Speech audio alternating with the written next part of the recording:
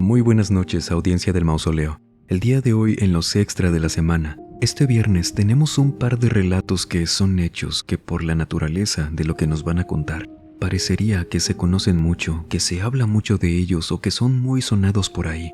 Testimonios de quien nos cuenta esto y que a la persona también le sorprende que sean cosas que solo se tratan como algo muy interno, muy local. ¿Quieres saber a qué me refiero? Bienvenidas damas, bienvenidos caballeros. Vamos a aprovechar que ya estamos por aquí y permítame acompañarlos durante cualquier actividad que estén realizando o pónganse cómodos. Vamos a desconectarnos un ratito del estrés y de la prisa del mundo exterior y mejor, preparen y acompáñenos con la bebida de su preferencia y nos vamos con una persona que solo nos pidió llamarle Tati, quien esta noche nos cuenta esto. Hace unos años fuimos de vacaciones a visitar a mis abuelos. Ellos viven en Estados Unidos, al igual que mi hermana. Yo me fui en avión para Estados Unidos y llegué a casa de mi hermana en Oklahoma. Iríamos a casa de mis abuelos junto con unos primos que nos verían allá. Mis abuelos vivían en McAlester, una ciudad pequeña que en auto de casa de mi hermana serían unas 2 horas más o menos de camino, por lo que nos fuimos una tarde junto con su esposo, ella y yo. Cuando íbamos en la autopista, vimos un letrero, adentrados ya, en una parte de la carretera que es de puros árboles y es parecido más a un bosque que a diferencia de otras partes de esa misma autopista. Y justamente al anochecer de nuestro trayecto, fue que vimos ese anuncio, uno que estaba colocado a nuestro costado derecho de la carretera. Era uno de estos que son provisionales, con luces y todo, que decía algo así como que el siguiente punto de seguridad se encontraba a ciertas millas más adelante, por lo que le pregunté a mi hermana y a su esposo que qué era un punto de seguridad. Solo se me hacía raro saber de alguno por allá, por aquel rumbo, y a grandes rasgos me dijeron que era como un pequeño retén, donde se ponían las autoridades, la policía de caminos, además de que también ponían como un espacio para que los conductores de las carreteras descansaran un rato. Todo bien hasta ahí, pero mi cuñado nos dijo que ese en especial era el de las 14 millas, preguntándole a mi hermana que si se acordaba de cuál. Mi hermana le respondió que sí, y yo no había notado eso en específico, pero me comenzaron a explicar que ese cartel no era como los otros, y tenían razón. No era como los normales que podemos ver que son números exactos como 10, 20 millas. No, eran 14. Puede que para muchos esto no tenga sentido, pero no es algo que acostumbren a hacer, porque el número de ese cartel era muy preciso, 14. Y aparte, no era de los que se pudieran cambiar. Esa era una impresión. El esposo de mi hermana me empezó a contar cuando me dijo que ese anuncio lo colocaban muy de vez en cuando por esa autopista, por esa parte que quienes hayan ido por allá sería como a una media hora antes de llegar a Stuart. Él me contaba que desde hace muchos años, muchos conductores que transitaban por ese tramo reportaban haber visto luces de autos de la policía detrás de ellos, indicándoles que se detuvieran, cosa que ellos hacían. Sin embargo, al hacerlo, esas luces se quedaban detrás de ellos, estáticas, como si se hubieran estacionado a unos metros de ellos en la autopista. Esto siempre pasaba de noche, pero en ningún momento los policías se acercaban o tampoco escuchaban el sonido de la patrulla acercándose. Simplemente estaban ahí, que las veían por los espejos retrovisores hasta que decidían bajarse para ver qué sucedía y, al hacerlo, se daban cuenta de que no había nada, que toda la carretera se quedaba completamente oscura, pero que lo más aterrador de esto que contaba la gente de por aquellos rumbos, porque todo esto lo supo directo de su papá, y luego mi hermana me confirmaba que sí, era cierto, es que contaban que una vez que la gente retomaba su camino, reportaban haberse dado cuenta de que habían pasado siempre de 1 a 3 horas, y que para ellos habían sido apenas minutos. Fueron tantos testimonios que incluso cuando más empezaron a formalizar estos reportes que me contaba mi cuñado, fue cuando empezaron a contarlo los policías de aquella localidad, bueno, por aquellos rumbos, que viajaban de repente fuera de su trabajo, con familia, amigos y ellos veían esto, los detenían esas luces y no había nadie. De esa forma se fue esparciendo la voz sobre que no debías detenerte en esos puntos, aunque la luz te indicara lo contrario, porque jamás sonaba algún claxon, nada, y fue por eso que decidieron poner ese anuncio, para que los conductores supieran que no tenían por qué pararse ahí, solo que mi cuñado no sabía por qué siempre era con el número 14, ya que no, pasando esa distancia, nunca estaban colocados esos retenes. Otra peculiaridad sobre esto me contaba también mi hermana, es que los que están encargados de la carretera no han reportado que les haya pasado a ellos. A los policías que les conté sí, pero si iban en vehículos de la policía que tuviera alguna de estas luces como las que dicen haber visto los conductores, que eran tal cual las de una patrulla, que no les pasaba eso, pero que solo a muy pocos. Esto ya dice mi cuñado que no sabe si es cierto o no.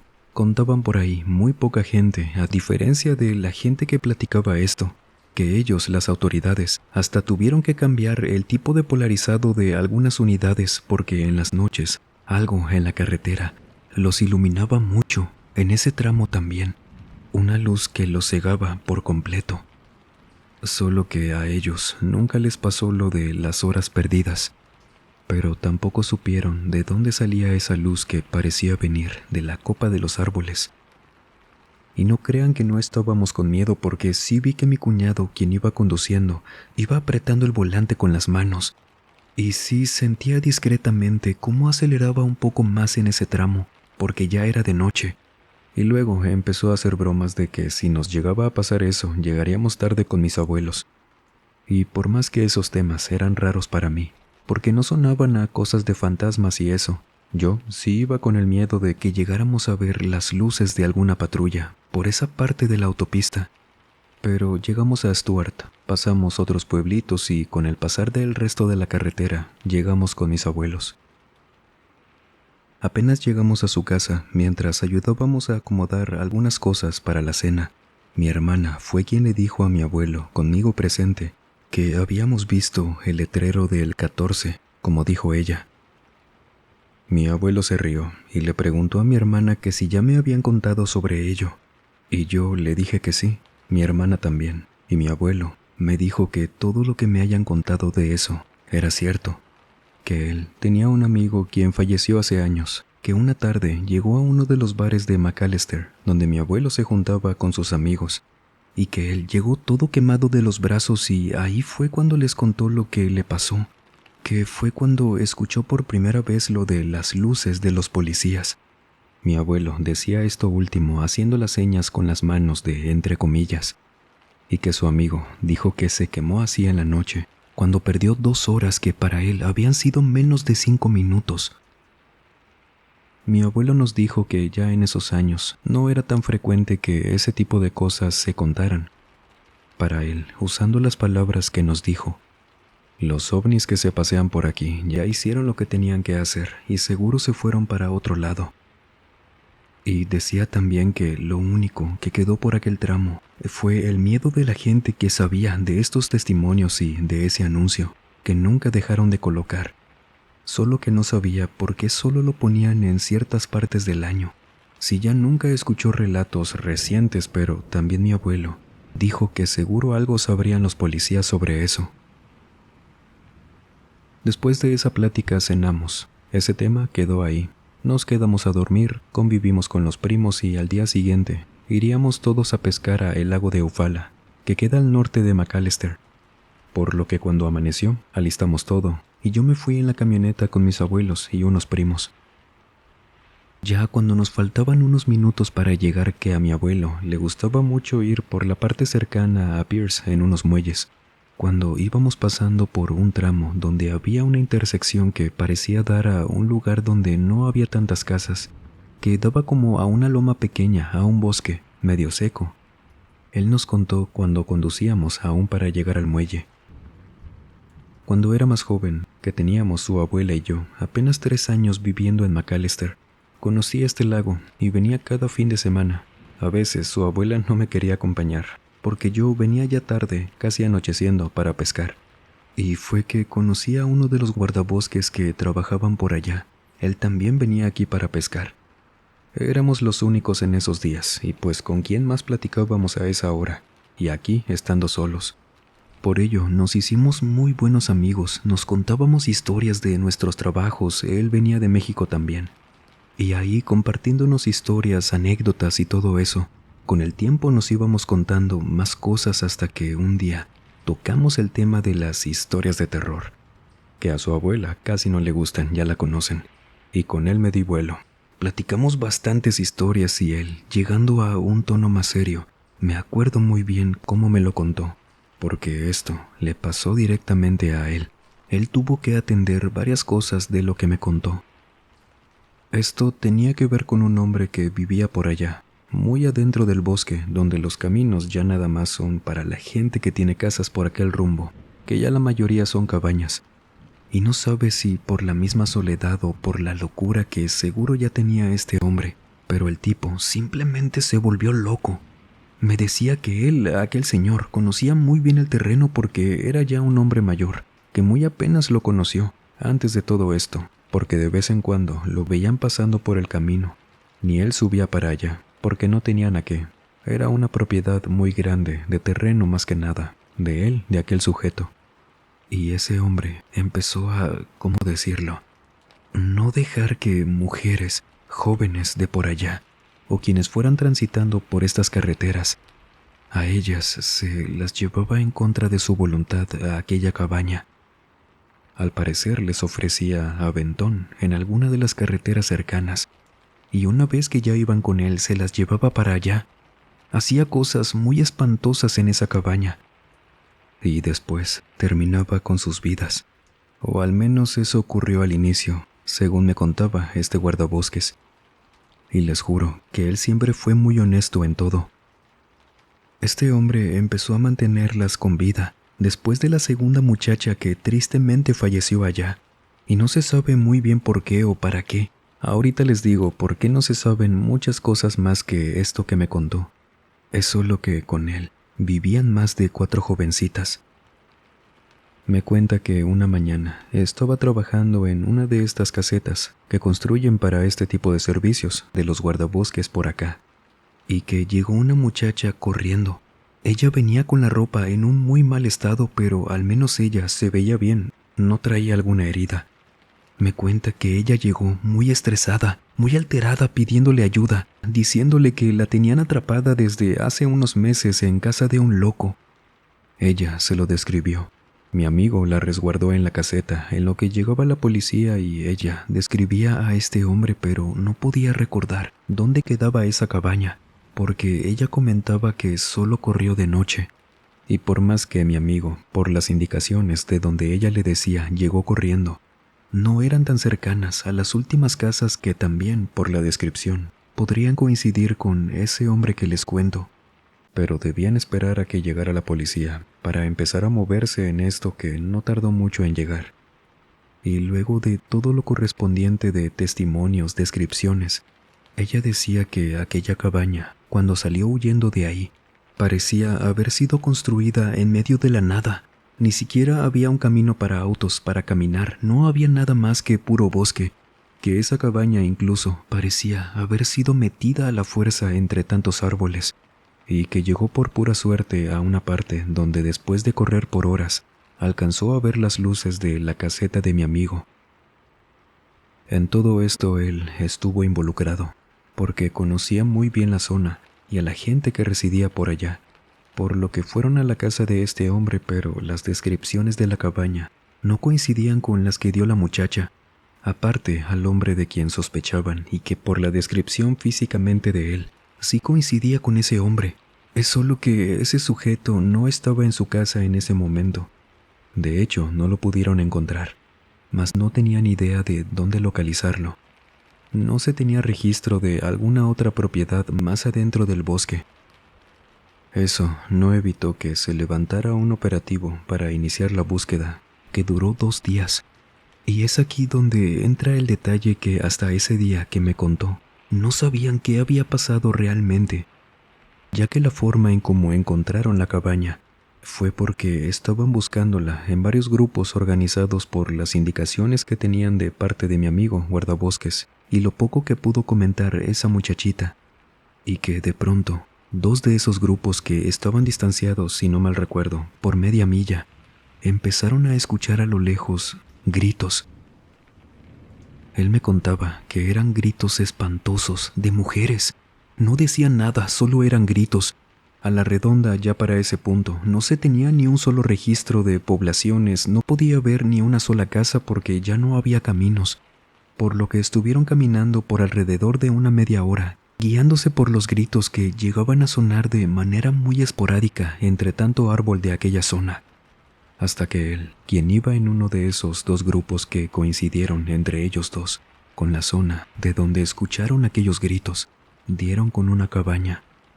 Esta sí, era tal cual la describió la jovencita, de un piso, pequeña, como construida a la fuerza entre varios árboles y encima de no sabía si era una pequeña loma, piedras enormes o qué, pero estaba todo apagado.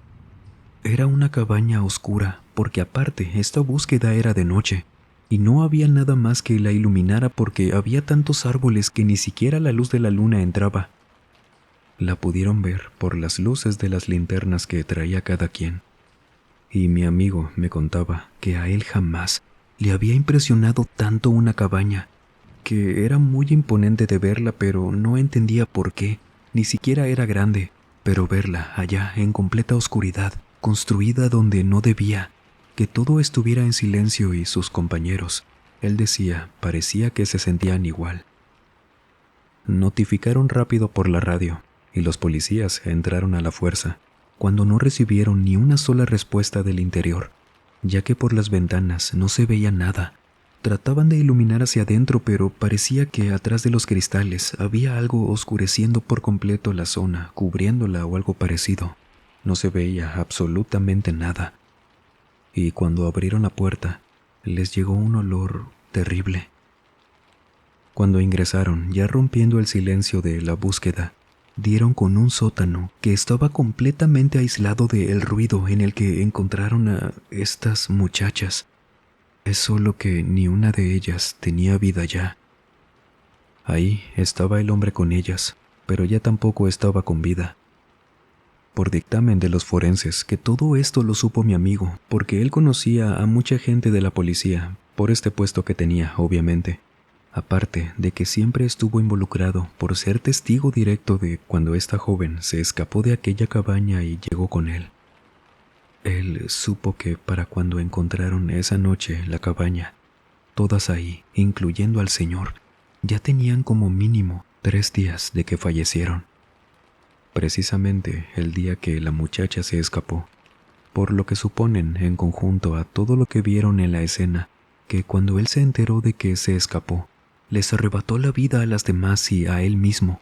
Sin embargo, no entienden a quién escucharon esa noche, si ninguna de ellas parecía haber fallecido ni ese día, nada de eso. No tendría sentido que escucharan no a un grito de una sola muchacha, era a como decía él, que me acuerdo cuando llegó a esta parte de su relato, hasta recogió el sedal y encendió un cigarrillo porque le estaban temblando las manos, se le quebraba la voz. Decía que eran muchos gritos de varias muchachas, que para él y para unos amigos también, hablándolo en privado, esas eran las almas de esas jóvenes, pidiendo ayuda, ya tristemente no para que las salvaran, sino para que pudieran descansar en paz al encontrarlas. Y esa cabaña me contó que después de todas las averiguaciones correspondientes, la demolieron. Y fíjense que con los años que tenemos viviendo aquí, nos hemos dado cuenta de que no fue algo de lo que se hablara mucho. A pesar de las familias que estuvieron involucradas, jamás se contó nada. Yo no recuerdo si eso estuvo en los periódicos, nunca lo vi. Lo compraba cada semana, pero a lo mejor no coincidí con la noticia, pudo ser eso. Pero ¿y si no? Nadie hablaba sobre esa noticia, más que aquel amigo mío. Mi abuelo nos contó más historias de por aquel rumbo, que con el tiempo se las iré haciendo llegar. Y me acuerdo que cuando nos contó esto, él se puso muy triste por aquellas jóvenes, que nunca conoció, pero me decía que no se imaginaba qué sería fallecer de esa manera, lejos de la gente que quieres y más cosas que me pusieron a pensar que incluso teniendo esto algo de paranormal en lo que ocurrió, No fue para asustar a nadie, sino para dar con ellas en ese lugar donde, en vida, las tenían muertas de miedo. Lo paranormal, los eventos inexplicables y sobrenatural, todo lo que pertenezca a este plano, puede venir de situaciones espantosas de cualquier naturaleza y a veces pueden ser solo llamados de atención y de tanta desesperación por almas que quizás necesitan algo para descansar en paz. Y más en estas circunstancias donde en sus últimos momentos la paz fue algo incansable para ellas. ¿Usted ha escuchado de alguna experiencia así?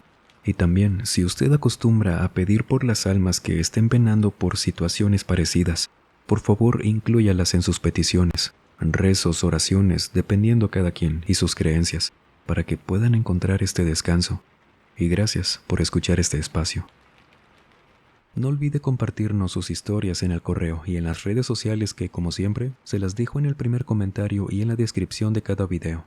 Subimos contenido con frecuencia en cada una de las plataformas y sería un placer que nos acompañe también por allá. De antemano, muchísimas gracias. Y sin más por agregar, les mando un muy fuerte abrazo. Nos vemos en el próximo video. Y el último en salir, por favor, apague las luces y cierre las puertas del mausoleo. Buenas noches.